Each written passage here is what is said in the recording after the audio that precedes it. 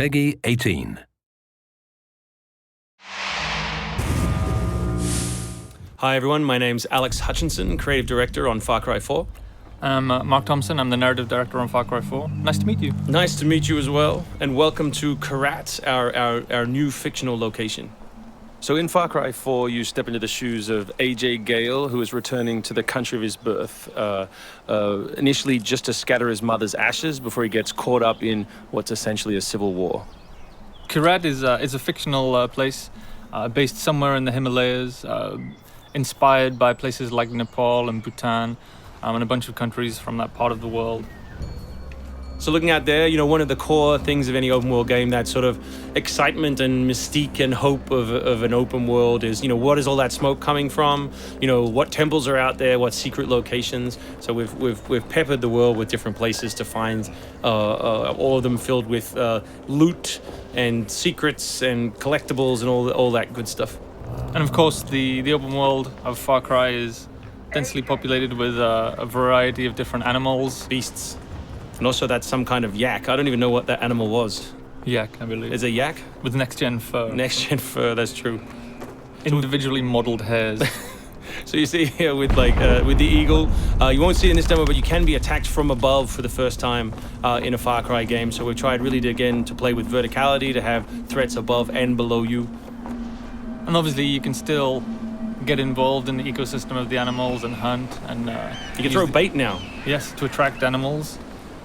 And stuff like the eagle stealing the morale of the goat. Like, it isn't scripted, that's just what happens at the intersection of those two different AI systems talking to each other.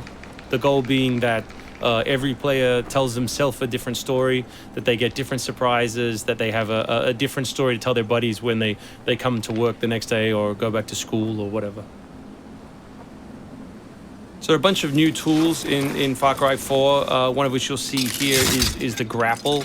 We wanted to make something that allowed you to clamber over those annoying cliffs you sometimes came across in Far Cry 3, and something that would also lean into the much more vertical, much more mountainous regions we were building in this game. And that was a pretty simple example, but the level designers get pretty crafty with the setup. We have these areas we're calling adventure zones in the new game, which will take you to places like temples, which you can see from afar, and force you to use the grapple in sort of really interesting and different ways.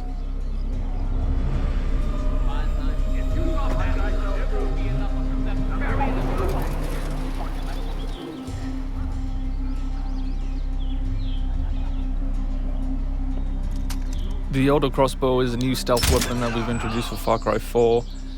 It adds a little more versatility than the bow did in Far Cry 3. Obviously it sacrifices the long range for rapid fire, but it's still a super useful stealth weapon.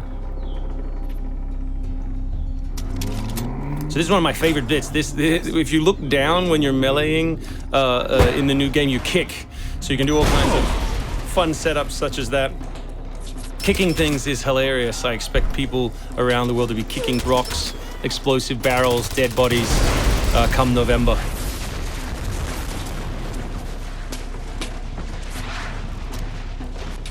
Our goal really was just to provide as many tools as possible, whether vehicles or animals or weapons or goofy stuff, and let people fit them together any way they want. Yeah, and we've snuck a few features in that fans of Far Cry 3 I think are going to be surprised by. Drive and shoot. Yes. So drive and shoot, obviously it's a bit frustrating to be chasing someone forever and have to sort of drive in front of them, pull over and wait for them to get out. So now in the vehicles you can drive and shoot with any one-handed weapon. And you can also do driving takedowns from any vehicle, which I really like. So this idea of leaping from your vehicle into another vehicle, do horrible things to them, boot them out the side, and then continue on your merry way. You can now deliver death without even leaving your seat. So wingsuit is still here, and it's really cool, as you see, and actually when the space became more vertical, it actually became more fun. The mountainous environment means that there's a lot more wingsuiting to be found. And hopefully you won't get it before the middle of the game. You will. Hopefully you will get it before the middle of the game. That's the current plan. But we are many months away from watching you guys abuse this online. Means that there's a lot more wingsuiting to be found. And hopefully you won't get it before the middle of the game. So here you'll get a look at elephants. Elephants are awesome. Probably my favorite animal in the game. Weaponized in many different ways. You can drive them into a rage, watch them smash the other characters in the world, or you can clamber on top of one and drive it through the gate yourself. My favorite animal is the human animal. It's very Far Cry 2 of you, Mark. Oh, it's the shark of darkness. So co-op is a massive part of the new game. It's one of our big ways of opening up the open world and letting you play any way you want. So basically, when you ask your buddy to join, all the solo missions turn off, and you're left with all of the open world toy, the outposts, the fortresses, the towers, all the quests to play any way you want.